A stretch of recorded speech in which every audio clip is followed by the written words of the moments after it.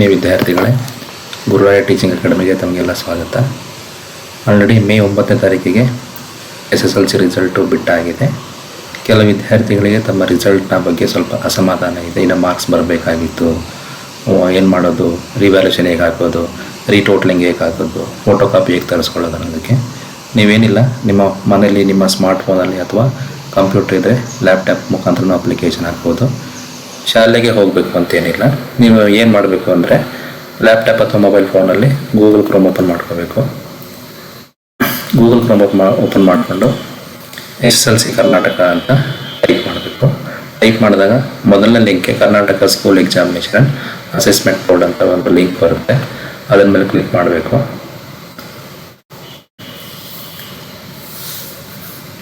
Click ಮಾಡಿದಾಗ ಈ ಥರ ಒಂದು ಹೋಮ್ ಪೇಜ್ ಓಪನ್ ಆಗುತ್ತೆ. ಈ ಹೋಮ್ ಪೇಜ್ನ ಕೆಳಗಡೆ ಸ್ವಲ್ಪ ಸ್ಕ್ರಾಲ್ ಮಾಡಿದರೆ ಇಲ್ಲಿ ನೋಡಿ ಲೇಟೆಸ್ಟ್ ನ್ಯೂಸ್ ಅಂತ ರೆಡ್ಡಲ್ಲಿ ಫ್ಲ್ಯಾಶ್ ಆಗ್ತಾ ಇದೆ. Guidelines related to registration for eligible candidates for SSLC 2024 exam. ಎರಡನೇ ಎಕ್ಸಾಮ್ ಯಾರು ಬರೀದಕ್ಕೆ ಎಲಿಜಿಬಲ್ ಇದ್ದೀರಿ ಅವ್ರಿಗೆ ಗೈಡ್ಲೈನ್ಸ್ಗೆ ಒಂದು ಲಿಂಕ್ ಇದೆ. ಸೆಕೆಂಡ್ ಬಂದು click here for SSLC examination first result, ಆ ರಿಸಲ್ಟ್ ನೋಡೋದಕ್ಕೆ ಒಂದು ಲಿಂಕ್ ಕೊಟ್ಟಿದ್ದಾರೆ. ಮೂರನೇದು click here to apply and download photo copy retotalling and revaluation ಅಂತ ಇದೆ. ಅದರ ಮೇಲೆ ನೀವು ಕ್ಲಿಕ್ ಮಾಡಬೇಕು. ಕ್ಲಿಕ್ ಮಾಡಿದಾಗ ಈ ಥರ ಒಂದು ಪೇಜ್ ಓಪನ್ ಆಗುತ್ತೆ. ರಿವ್ಯಾಲ್ಯೂಷನ್ಗೆ ಯಾವಾಗ ಸ್ಟಾರ್ಟಿಂಗ್ ಡೇಟು, ಯಾವಾಗ ಎಂಡ್ ಡೇಟು, ಫೋಟೋ ಕಾಪಿ ತರಿಸ್ಕೊಳ್ಳೋದಕ್ಕೆ ಯಾವಾಗ ಸ್ಟಾರ್ಟಿಂಗ್ ಡೇಟು, ಯಾವಾಗ ಎಂಡ್ ಡೇಟು, ಆಮೇಲೆ ರಿವ್ಯಾಲ್ಯೂಷನ್ನು ಆಯಿತು, ರೀಟೋಟ್ಲಿಂಗಿಗೆ ಯಾವಾಗ ಸ್ಟಾರ್ಟ್ ಡೇಟು, ಯಾವಾಗ ಎಂಡ್ ಡೇಟು ಅಂತ ಅಷ್ಟು ಶೆಡ್ಯೂಲ್ನ ಕೊಟ್ಟಿದ್ದಾರೆ. ನೀವು ಫೋಟೋ ಕಾಪಿ ತರಿಸ್ಕೊಳ್ಳೋದಕ್ಕೆ 9ನೇ ತಾರೀಕಿಂದಲೇ ಸ್ಟಾರ್ಟ್ ಆಗಿದೆ. 16ನೇ ತಾರೀಕು ಲಾಸ್ಟ್ ಡೇಟು. 13ನೇ ತಾರೀಕಿಂದ ರಿವ್ಯಾಲ್ಯೂಷನ್ ಆಗುತ್ತೆ. ಇದರ ಅರ್ಥ ನೀವು ಫೋಟೋ ಕಾಪಿ ಒಂದ್ಸರಿ ನಿಮ್ಮ ಲಾಗಿನ್ಗೆ ಅವರು ಅಪ್ಲೋಡ್ ಮಾಡ್ತಾರೆ. ಅಪ್ಲೋಡ್ ಮಾಡಿದಾಗ ಆ ಫೋಟೋ ಕಾಪಿಯಲ್ಲಿ ಏನು ಆನ್ಸರ್ಸ್ ಏನು ಸರಿಯಾಗಿ ವ್ಯಾಲ್ಯೂಷನ್ ಆಗಿಲ್ವೋ ಅದನ್ನು ಮಾರ್ಕ್ ಮಾಡಿ ಅದಕ್ಕೆ ಸಂಬಂಧಪಟ್ಟ ಆನ್ಸರ್ಸ್ನ ನಿಮ್ಮ ಟೆಕ್ಸ್ಟ್ ಬುಕ್ಕಲ್ಲಿ ಅಥವಾ ಬೇರೆ ಯಾವುದಾದ್ರು ರೆಫರೆನ್ಸ್ ಮಟ್ಟಲ್ಲಿ ಅದಕ್ಕೆ ಸರಿಯಾದ ಆನ್ಸರ್ ಇದ್ದು ನೀವು ಬರೆದಿರೋ ಆನ್ಸರ್ ಸರಿಯಾಗಿತ್ತು ಅಂದರೆ ಅದನ್ನು ಅಟ್ಯಾಚ್ ಮಾಡಿ ಮತ್ತು ರೀಸ್ಕ್ಯಾನ್ ಮಾಡಿ ಅಪ್ಲೋಡ್ ಮಾಡಬೇಕು. ರೀಸ್ಕ್ಯಾನ್ ಮಾಡಿ ಅಪ್ಲೋಡ್ ಮಾಡಿದರೆ ಅಪ್ಲೋಡ್ ಮಾಡಿದಾಗ ಅವರು ಆನ್ಸರು ಸರಿಯಾಗಿದ್ದರೆ ಅದನ್ನು ರಿವೆರಿಫೈ ಮಾಡಿ ಮತ್ತು ನಿಮ್ಮ ಮಾರ್ಕ್ಸ್ನ ಅಪ್ಡೇಟ್ ಮಾಡ್ತಾರೆ. ಈ ಶೆಡ್ಯೂಲ್ನ ನೋಡ್ಕೊಂಡ ನಂತರ click on online application. Online application ಮೇಲೆ ಕ್ಲಿಕ್ ಮಾಡಿದಾಗ ಇಲ್ಲಿ 2 ಆಪ್ಷನ್ ಸಿಗುತ್ತೆ ನಿಮಗೆ, ಅಪ್ಲಿಕೇಶನ್ ಫಾರ್ ಫೋಟೋ ಕಾಪಿ ಮತ್ತು click here to know the status of application. First ನೀವು ಅಪ್ಲಿಕೇಶನ್ ಹಾಕಬೇಕು. ಅಪ್ಲಿಕೇಶನ್ ಹಾಕಿದ ಮೇಲೆ ನಿಮ್ಮ ರಿಜಿಸ್ಟ್ರೇಷನ್ ನಂಬರ್ ಕೇಳುತ್ತೆ. ಈಗ ಯಾವುದೋ ಒಂದು ರ್ಯಾಂಡಮ್ ನಂಬರ್ ನಾನು ಹೊಡಿತಾ ಇದ್ದೀನಿ.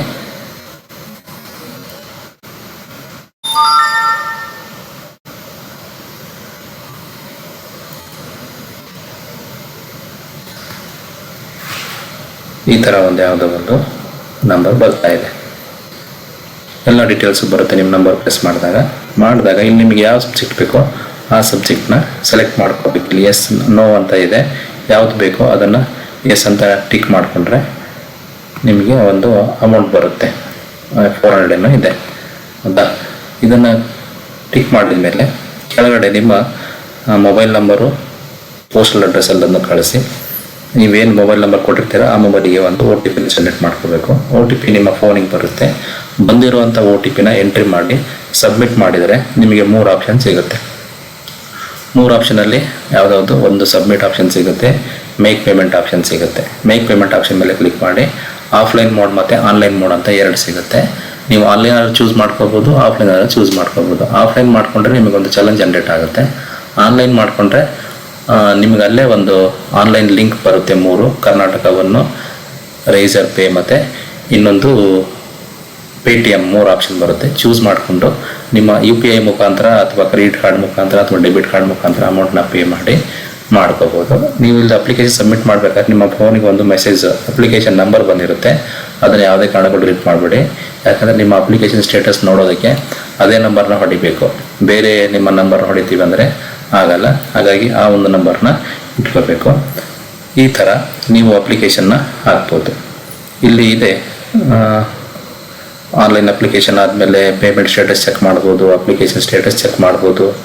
ಪೇಮೆಂಟ್ ಸ್ಟೇಟಸ್ನ ನೀವು ನಿಮ್ಮ ರಿಜಿಸ್ಟ್ರೇಷನ್ ನಂಬರ್ ಒಳಗೆ ಚೆಕ್ ಮಾಡ್ಬೋದು.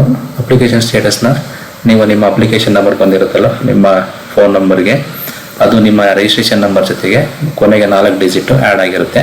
ಆ ನಂಬರ್ನ ಎಂಟ್ರಿ ಮಾಡಿದರೆ ನಿಮ್ಮ ಪೇಮೆಂಟ್ ಸ್ಟೇಟಸ್ ಏನಾಗಿದೆ, ಅಪ್ಲಿಕೇಶನ್ ಸ್ಟೇಟಸ್ ಏನಾಗಿದೆ, ಫೋಟೋ ಕಾಪಿ ಅಪ್ಲೋಡ್ ಆಗಿದೆಯೋ ಇಲ್ಲ ಅಂತ ಪ್ರತಿಯೊಂದು ಮಾಹಿತಿಯನ್ನು ಕೂಡ ಅಲ್ಲಿ ಕೊಟ್ಟಿರ್ತಾರೆ. ಸೊ ವಿಡಿಯೋನ ಇದುವರೆಗೂ ನೋಡಿದ್ದಕ್ಕೆ ಧನ್ಯವಾದಗಳು.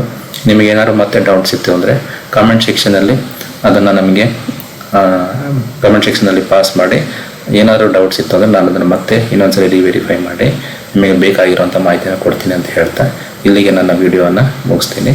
Thank you.